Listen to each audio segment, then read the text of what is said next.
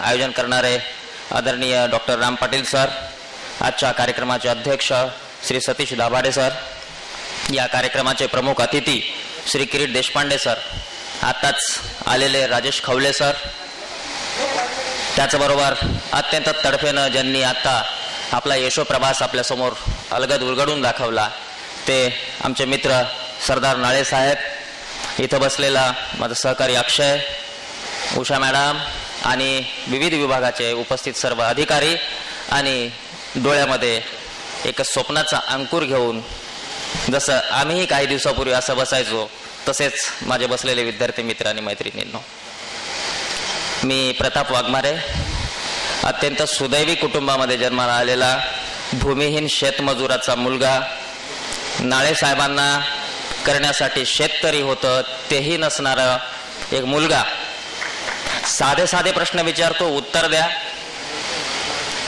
इथं 10वीला 60% जास्त मार्क्स असणारे किती मुलं आहेत? कृपया हात वर करा, म्हणजे निश्चित माझ्यापेक्षा हुशार.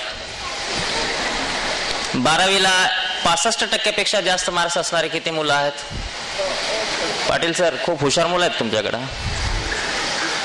I was the only student, जिल्हा परिषदेच्या शाळेमध्ये खेड्यामध्ये शिकून 10वीला 52% गणितात पैकीच्या पैकी 52 मार्क घेऊन काठावरती पास झालेला मुलगा आज तुमच्या समोर उभा आहे. कॉलेजमध्ये जसं आताच नाळे साहेबांनी सांगितलं की कोल्हापूर सारख्या ठिकाणी एक चर्चा तरी होती, पण जेव्हा मी कॉलेजमध्ये असताना मला 11वीला विचारण्यात आलं वर्गामध्ये, 10वीचा मुलगा, 11वीला शाहू कॉलेजमध्ये शिकलो, वर्गामध्ये विचारलं, इगो त्या काळामध्ये जरा वाढलेला असतो, वर्गामध्ये सरांनी विचारलं कोणाला काय व्हायचं रे, डोक्यात हवा झालेली होती. तहसीलदार साहेबांना बघितलेलं होतं, घरामध्ये सुदैवानं डेप्युटी कलेक्टर, DYSP वगैरे वगैरे माझे एक चुलत भाऊ वगैरे आहेत, त्यांच्या डोक्यामध्ये बसलेलं होतं सगळं. आणि मी म्हणून गेलो, सर मला MPSC द्यायचं आहे आणि मला अधिकारी व्हायचं आहे. सरांचं पहिलं वाक्य होतं, अरे बापरे MPSC, अरे बेटा आम्ही झालो नाही, तू कसा होशील? धक्का बसला. जसे असे सगळे हसले होते तसे हसले, त्यातले त्यात मुली हसल्याच्या नंतर जरा जास्त वाईट वाटलं. वय होतं, मी प्रामाणिक आहे म्हणून बोलतोय, वाईट वाटलं आणि मनाशी खुणगाठ बांधली. होईल तर गॅझेटेड ऑफिसर होईल, नाहीतर लाईफमध्ये चहाचा गाडा टाकेल.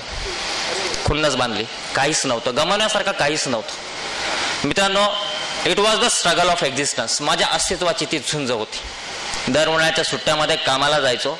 काम करत असताना स्वतःला एकच सांगायचं की तुझी लायकीच ही आहे, तुला काम करावं लागतं, कारण तू सुदैवी आहेस की तुझ्याकडे अशी परिस्थिती नसती तर ही बदलण्याची संधीच तुला मिळाली नसते. म्हणून मित्रांनो, जर घरामध्ये गरिबी असेल, से थँक्स टू युअर डेस्टिनी की ती बदलण्याची एक सुवर्ण संधी तुमच्या हातामध्ये चालून आलेली आहे. एक्सक्युजेस आपण खूप सांगतो, जसं की वर्गामध्ये किंवा मित्रमैत्रिणीमध्ये आपण असताना, कॉलेजमध्ये असताना आपण म्हणतो MPSCच्या संदर्भामध्ये, कोणाला स्पर्धा परीक्षा द्यायची असते किंवा कुठल्या बँकिंग सेक्टरच्या संदर्भामध्ये आपण सगळेजण तिथं अभ्यास करण्याचा प्रयत्न करतो. आपल्याला पहिल्यांदा डेअरिंग होत नाही, आपण हळूच आपल्या मित्राला किंवा मैत्रिणीला सांगतो की यार मला MPSC करायचंय. एकदम आश्चर्याचा धक्का बसून तो आपल्याकडे बघतो, तू आणि MPSC, तुला धड बोलता तरी येतं का? मग आता पहिल्यांदाच असा जेव्हा वार होतो तेव्हा या वाराला कशा पद्धतीनं प्रत्युत्तरित केलं पाहिजे, कसं कृतीतून प्रत्युत्तर दिलं पाहिजे, याची आखणी आणि बांधणी जो करतो, जो हा क्षण पकडतो, तो आपल्या प्रगतीकडे निघतो. मात्र आपल्यापैकी मॅक्झिमम मुलं त्याला असं उत्तर देतात, मला बोलता येत नाही का? तुला तर कुठं बोलता येते, म्हणजे मलाही बोलता येत नाही, तुलाही बोलता येत नाही, दोघंही सुखी. मात्र असे पराभवाचे, असे अपयशाचे आणि असे जाणीव करून देणाऱ्या क्षणांना पकडून पकडून तुमच्या आयुष्याची स्टोरी बनत असते. मित्रांनो, 16व्या वर्षी महादेवाच्या पिंडीवरती अंगुली छेद करून स्वराज्य व्हावं ही स्त्रीची इच्छा आहे असा गरजणारा शोभा या महाराष्ट्रामध्ये या तरुण वयामध्ये घडतो. सरफरोशी की तमन्ना अब हमारे दिल में है, देखना है जोर कितना बाजू या कातिल में है असं म्हणून फाशीच्या तख्तावरती झुलणारा अशफाक उल्ला खान 16व्या वर्षी फाशी जातो. हे तारुण्याचं वय आहे. या वयामध्ये जे जी स्वप्न आम्ही पाहतो त्या स्वप्नाच्या मागे धावणारे वेडे हो असतात. स्वप्नावरती स्वार व्हायला लागतं, स्वप्नाला पकडून ठेवावं लागतं, त्याला सांगावं लागतं की तू माझं स्वप्न आहेस, मी तुला बघितलंय आणि मी तुला खेचून माझी ऐशी तैशी करून मी तुला पूर्ण करणार. हा जज्बा तुमच्या माझ्यामध्ये असला पाहिजे. आणि जेव्हा तुम्ही असे बिघडता, जेव्हा तुम्ही तुमच्या नियतीला चॅलेंज करता, तेव्हा तुमची नियती तुमच्या समोर हात जोडून बसते. मी आज म्हणतो की नशिबानं जरी ठरवलं असतं मला अधिकारी होऊ द्यायचं नसतं तर मी नशीब बदललं असतं. कारण तुम्हाला वाटेल की आज मी झालो या तीरावरती आहे म्हणून मी बोलतोय, पण आजही माझा संघर्ष संपलेला नाही.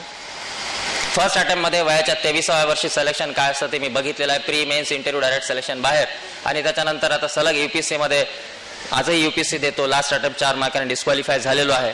मजा येते. जो मजा सफर में हो मंजिल में नाही आहे. नाळे साहेबांनी खूप सुंदर सांगितलं की माउंट एव्हरेस्ट वरती ज्यांनी अचीव्ह केलं त्याला विचारलं की आता करण्यासारखं काहीच उरलेलं नाही. ही सफर को यादगार करो. प्रिपरेशन करत असताना ह्या सगळ्या गोष्टी आपल्याकडे यादगार झाल्या पाहिजेत.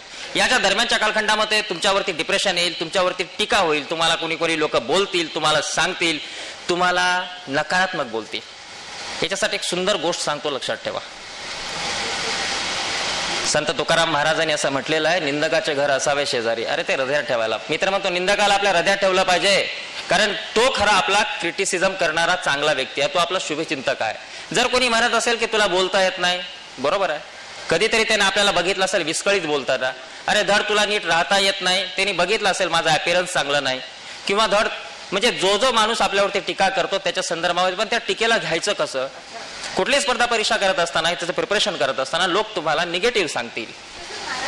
आम्ही झालो नाही, पैसे लागतात, लागले ना 150 रुपये मला स्टॅम्प लावण्याचे, त्याच्यापेक्षा जास्त पैसे लागले नाहीत. लागतात 150 रुपये लागत होते त्या काळामध्ये. आजही चालान भरावंच लागतं. पण ज्या पद्धतीनं आता नाळे साहेबांनी सांगितलं की खेचून आणण्यासाठी जी ताकद लागते, जे संयम लागतो, जी शिस्त लागते, ती सगळे आपल्यामध्ये असली पाहिजे. छोटं उदाहरण आहे, सुंदर गोष्ट आहे, मला खूप आवडते. मी खूप ठिकाणी सांगतो की एखादा माणूस जर तुम्हाला म्हणत असेल की तू करू शकत नाहीस, त्यावेळेस आपण त्याला कसं समजायला पाहिजे. बेडकाची शाळा असते, बेडकाची छोट्या मुलांसारखी शाळा असते. 2 मित्र असतात. एक बेडूक सर्वसाधारण शारीरिक अवस्था असणार आणि दुसरा असतो मूकबधीर, ज्याला ऐकायला येत नाही, बोलता येत नाही. इंटरव्हल होतो, हे दोघं डबा घेतात आणि म्हणतात चल चल आपण त्या झाडाखाली जाऊ आणि मस्त आपण आपला डबा खाऊ. ते दोघं निघून जातात, त्या झाडाखाली बसतात. झाडाखाली बसल्याच्या नंतर जेवता जेवता यांची टिंगलटवाळी सुरू होते आणि त्यांना अचानक काचेचं भांड दिसतं. आता काचेचं भांड आहे, बाहेरून बघतात आतमध्ये पाणी दिसतंय, पण मुलं असतात शेवटी क्युरियस असतात. क्युरियोसिटी वाढते आणि म्हणतात यार बाहेरून तर पाणी दिसतंय, आतमध्ये काय आहे, आणि हळूहळू हळूहळू वर जातात आणि बघता बघता तोल जातो आणि भांड्यामध्ये पडतात. कंडिशन सांगतोय, एक त्यातला नॉर्मल आहे, दुसरा फिजिकल हँडिकॅप आहे, ज्याला मूकबधीर आहे, ज्याला काही ऐकता येत नाही, बोलता येत नाही. पाण्यामध्ये पडले, शाळेची बेल वाजली, वर्गामध्ये जायचंय, ऍज युज्युअल गुरुजी झोडपणार. आता करायचं काय, बाहेर येण्याचा प्रयत्न सुरू झाला. मात्र दुसऱ्यांनी बघितलं काचेच्या भांड्यामध्ये पाण्यामध्ये आपले 2 सहकारी पडलेले आहेत, बाहेर येण्याचा प्रयत्न करतायत. आणि मग दुसरे मुलं हळूहळू जमा व्हायला लागले. जमा होऊन मुलामधून आवाज यायला लागला की आता तुम्ही बुडणार, आता तुम्ही मरणार, आता तुम्ही बुडणार, आता तुम्ही मरणार. आणि हळूहळू बाकीचे मुलं त्या काचेच्या भांड्याभोवती जातात, काचेच्या भांड्याच्या काठावरती बसतात आणि ओरडायला लागतात, आता तुम्ही बुडणार, आता तुम्ही मरणार, आता तुम्ही बुडणार, आता तुम्ही मरणार. आणि अशा पद्धतीने जसं ते ओरडायला लागतात तसं तसं यांचा जीवाचा आकांत होतो, बाहेर येण्याचा प्रयत्न सुरू होतो. आणि होतं काय, ती गंमत होते. जो नॉर्मल असतो तो थकतो, ज्याला ऐकायला येत नव्हतो तो सीधा उडी मारतो आणि बाहेर येतो. सगळेजण पळत येतात, अरे तू कस काय आलास. तर तो म्हणतो, अरे तुम्ही तरी म्हणत होतात की come on you can do it, come on you can do it. So dear friends, if somebody is trying to depress you, तर निश्चितपणे तुम्ही त्याला कसं घेतलं पाहिजे याच्या संदर्भातलं एक उदाहरण आहे. आणि हे करत असताना मी बेसिक गोष्टीकडे तुम्हाला घेऊन जाणार आहे. की तो काळ संपलेला आहे की ज्या कालखंडामध्ये मुलं एका कोपऱ्यामध्ये बसून अभ्यास करायचे आणि सजेशन्स घ्यायचे. सुदैवाने माझा चांगला ग्रुप होता लातूरमध्ये. आम्ही सगळ्यांनी 7 जण होतो. 7 जणांनी मिळून एकत्र अभ्यास केला. क्लासेसमध्ये शिकण्यासाठी जायची गरज कधी लागली नाही, कारण आम्ही 7 जणांनी बसून अभ्यास केलेला आहे. 7च्या 7 जण फर्स्ट अटेम्प्टला आमचं सिलेक्शन आहे, लाईननी यादीमध्ये होतो.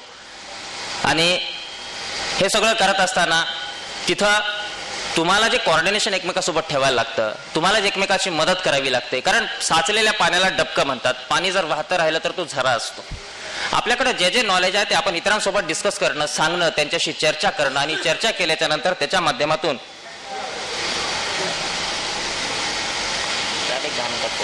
प्लीज